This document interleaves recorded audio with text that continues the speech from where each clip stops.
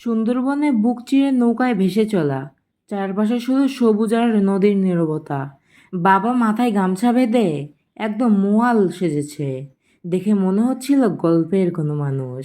নদীর ঢেউ এসে নৌকার গায়ে ছুঁয়ে যাচ্ছিল, বনের বাতাসে মনটা একদম শান্ত হয়ে গেল।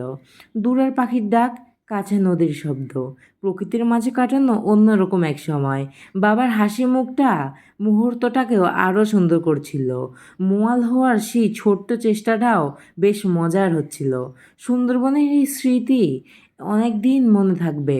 প্রকৃতির কাছে গেলে মনটা সত্যিই ভালো হয়ে যায়। সুন্দরবনে এই ছোট ভ্রমণটা দেখতে ভিডিওটা পুরা দেখো, না হলে অনেক কিছুই মিস করে যাবে।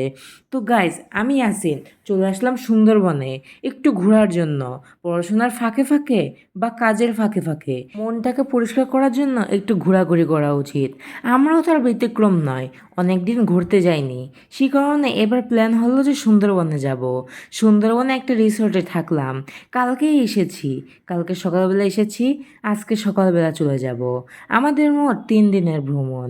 আর একদিন আমরা যাইতে যাইতেই সময় চলে যাবে। বেশি ঘোরা হবে না, কিন্তু যতটুকু হবে ততটুকুই যথেষ্ট মনটাকে ফ্রেশ করার জন্য।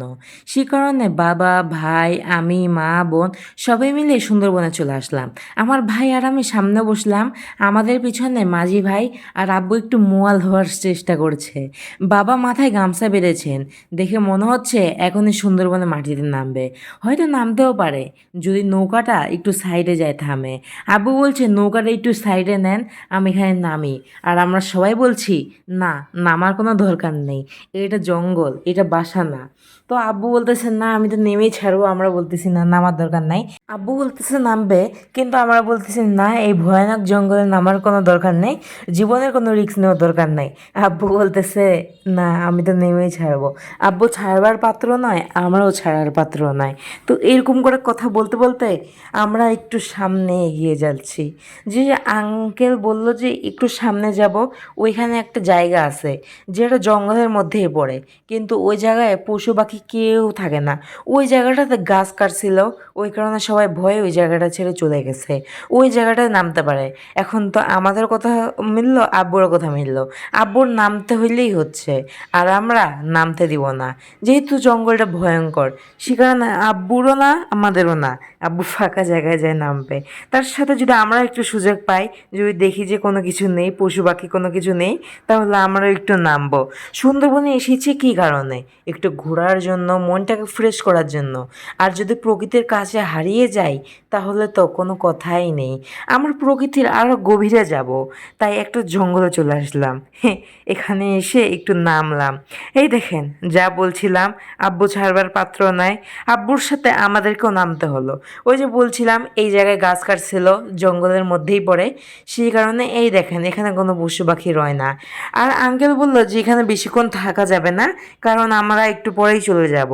ইনারা এরকমই, রাতটা এখানে কাটাবেন, সকালবেলার মাঝি আসবে আর আপনাকে বলবে যাবেন কি না। আর আপনি যদি এদের সাথে ঘুরতে যান, তাহলে ঘোরা শেষ, আপনি যাবেন, তারপর তারা আপনার গন্তব্যে পৌঁছে দিবে, মানে আপনার বাসায় রাখে চলে আসবে। এরা আর এখানে থাকবে না। আব্বু এখানে নামলো, আমরা একটু গোসল করলাম, ওই জায়গা থেকে চলে আসলাম। যেহেতু একটু পরে চলে যাবো, এই কারণে একটু ফ্রেশ হচ্ছি। আব্বু এখানে বলতেছে যে সুন্দরবনে আসলাম, যদি একটু না নামি একটু গোসল না করি তাহলে কি হয়, এরকম করে বলতেছে তুই ভিডিও কর। আমি বলতেছি এই দেখেন গাইস, এরকম করে বাপ বেটা একটা সুন্দর মুহূর্ত কাটলো। এই ছিল আমাদের সুন্দরবনের যাত্রা। আজ এ পর্যন্তই। সে ভালো থাকবেন।